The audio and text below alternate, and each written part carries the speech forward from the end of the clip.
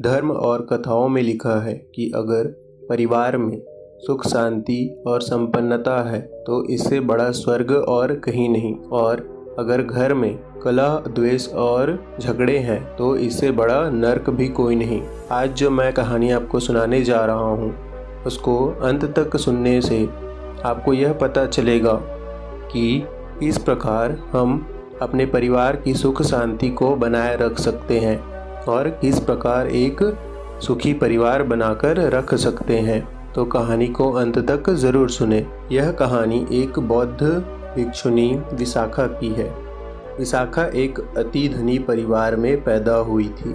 उसका पूरा परिवार भगवान महात्मा बुद्ध से प्रभावित था। उसके पिता धनंजय और माता का नाम सुमना था।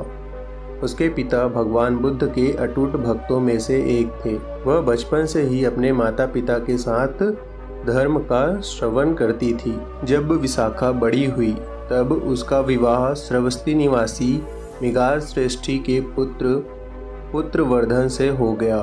भगवान का दिया घर में सब कुछ था, सारी संपत्ति थी जो कि इस संसार में होनी चाहिए, पर वहाँ एक चीज जो उसे खलती थी वह थी भगवान की कमी। वह वहाँ नहीं थी।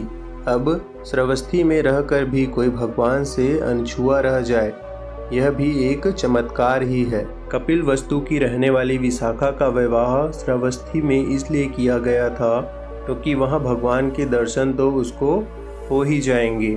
विशाखा के घर पर माहौल न तो बुद्ध का विरोधी था और न ही उनके अनुयायी जैसा। पति और ससुर पूजा पाठ तो करते थे और धन भी बहुत कमाते थे, पर कभी धन को संघ में दान नहीं करते थे और न ही किसी साधु को भोजन इत्यादि कराते थे। न ही कोई कुआं बावड़ी बनवाई और न ही कभी कोई धर्मशाला बनवाई, यानी अपनी कमाई में से शुभ कार्य के नाम पर कोई खर्च नहीं करते थे। तभी एक दिन विशाखा अपने ससुर को भोजन परोस रही थी। तभी एक बौद्ध भिक्षु भिक्षाटन करता हुआ उनके द्वार पर आ गया। सही समय और मौके का इंतजार करती विशाखा इस समय को चूकना नहीं चाहती थी। तभी विशाखा ने बौद्ध भिक्षु से कहा कि भिक्षु, कोई और घर देख लो, मेरे ससुर जी तो बासी खाना खा रहे हैं। और ये बात उसने इतने जोर से कही कि यह बात उसके ससुर जी के कानों तक पहुंच जाए। इस बात को सुनकर उसके ससुर जी तिलमिला गए और क्रोध में उसको भरा बुरा कहा कि तू हमारे कुलवधू होकर हमारी बदनामी करती है और घर आए भिक्षु को बिना भिक्षा दिए वापस भेज देती है। यह हमारी मर्यादा के खिलाफ है। और वह इतना नाराज हुआ कि उसने विशाखा के माता पिता और पंचायत को भी इकट्ठा कर लिया कि मेरी पुत्रवधू मेरे कुल का अनादर करती है। उसने मेरे ही सामने मेरा ही अपमान कर दिया।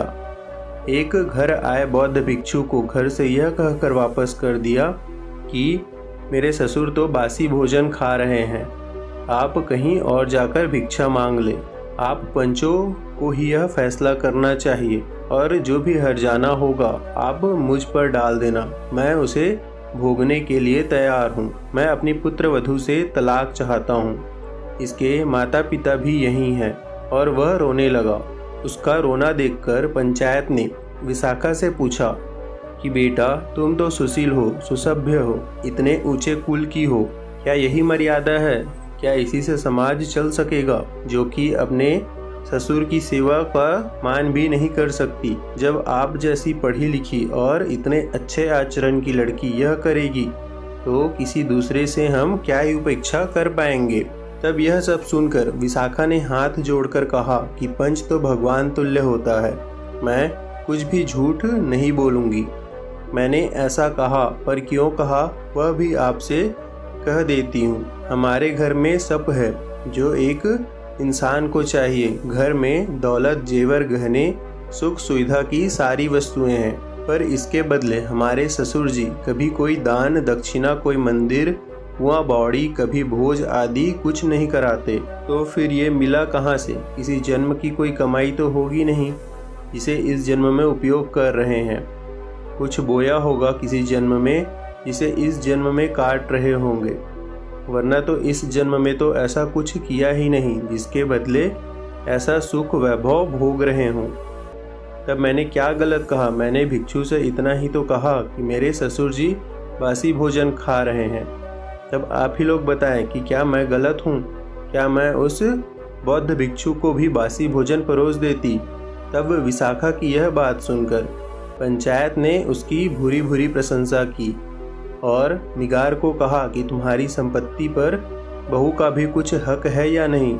अगर है तो उसमें से कुछ अपने धर्म के हिसाब से खर्च करने की आज्ञा आपको इसे अभी दे देनी चाहिए। आपकी बहू आपका अपमान नहीं कर रही थी, आपको यह बता रही थी कि यह सब गलत है। यह सब सुनकर मिगार की आंखों में आंसू आ गया। उसने खड़े होकर कहा कि आज से विशाखा मेरी बहू बाद में है, वह मेरी गुरु माता पहले है और इसे पूरा अधिकार है अपने हिसाब से जो धन चाहे जैसा खर्च करे। और अगले दिन ही भगवान को और पूरे संघ को भोजन के लिए निमंत्रित भी किया। और भोजन के उपरांत भगवान से उपदेश सुनकर मिगार ने दीक्षा ले ली और वह भगवान के प्रिय शिष्यों में गिना जाने लगा।